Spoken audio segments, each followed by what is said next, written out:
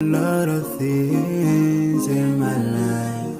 Your dream, I dream. أعوذ بالله من الشيطان الرجيم بسم الله الرحمن الرحیم۔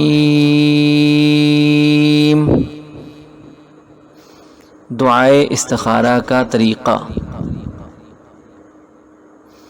حضرت جابر رضی اللہ تعالی عنہ فرماتے ہیں کہ رسول اللہ صلی اللہ علیہ وسلم ہم کو استخارہ اس طرح اہتمام سے سکھاتے تھے جیسے قرآن شریف کی صورت سکھاتے تھے، اور یوں ارشاد فرمایا کرتے تھے کہ جب تمہیں کوئی کام درپیش ہو تو 2 رکعت نماز نفل پڑھ کر یہ دعا پڑھو۔ دعا یہ ہے: اللہم انی استخیرک، اللہم انی استخیرک بعلمک واستقدرک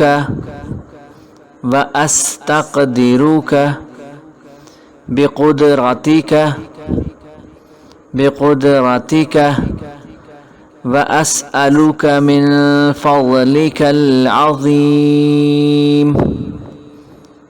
اللهم إني أستخيرك بعلمك وأستقدرك بقدرتك وأسألك من فضلك العظيم،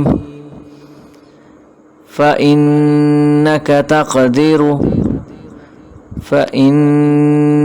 تقدر ولا أقدر، فإنك تقدر ولا أقدر، وتعلم ولا أعلم، وأنت علام الغيوب،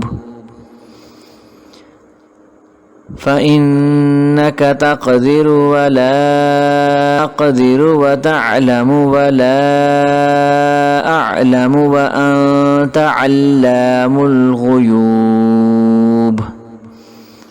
اللهم إن كنت تعلم، اللهم إن كنت تعلم أن هذا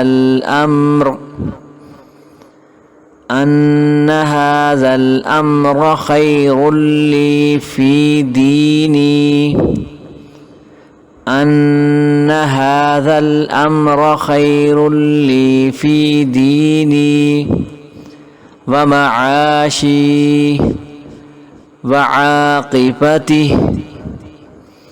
أمري، فاقدره لي ويسره لي، ثم بارك لي فيه، وإن كنت تعلم أن هذا الأمر شر لي في ديني ومعاشي وعاقبة أمري، فاصرفه عني واصرفني عنه، واقدر لي الخير حيث كان، ثم أرضني به۔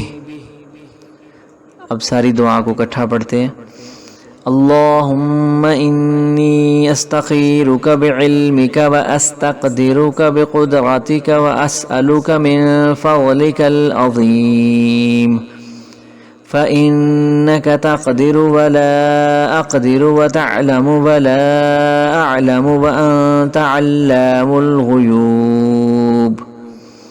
اللهم إن كنت تعلم أن هذا الأمر خير لي في ديني ومعاشي وعاقبة أمري، فاقدره لي ويسره لي، ثم بارك لي فيه، وإن كنت تعلم أن هذا الأمر شر لی فی دینی ومعاشی وعاقبت امری فاصرفه عنی واصرفنی عنہ وقدر لی الخیر حیث کان ثم ارضنی بہ۔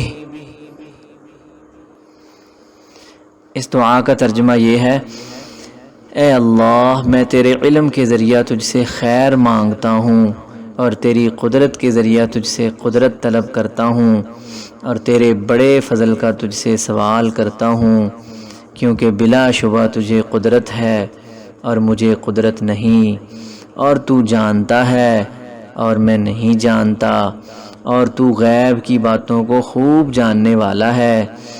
اے اللہ اگر تیرے علم میں میرے لیے یہ کام میری دنیا اور آخرت میں بہتر ہے تو اس کو میرے لیے مقدر فرما اور آسان فرما، پھر میرے لیے اس میں برکت فرما، اور اگر تیرے علم میں میرے لیے یہ کام میری دنیا اور آخرت میں شر اور برا ہے تو اس کو مجھ سے اور مجھ کو اس سے دور فرما، اور میرے لیے خیر مقدر فرما جہاں کہیں بھی ہو، پھر مجھے اس پر راضی فرما۔ اس ساری عبارت میں جہاں جہاں الفاظ ان ھذا الامر آئے ہیں، حدیث پاک میں آیا ہے کہ اس جگہ پر اپنے کام کی طرف دھیان کرے۔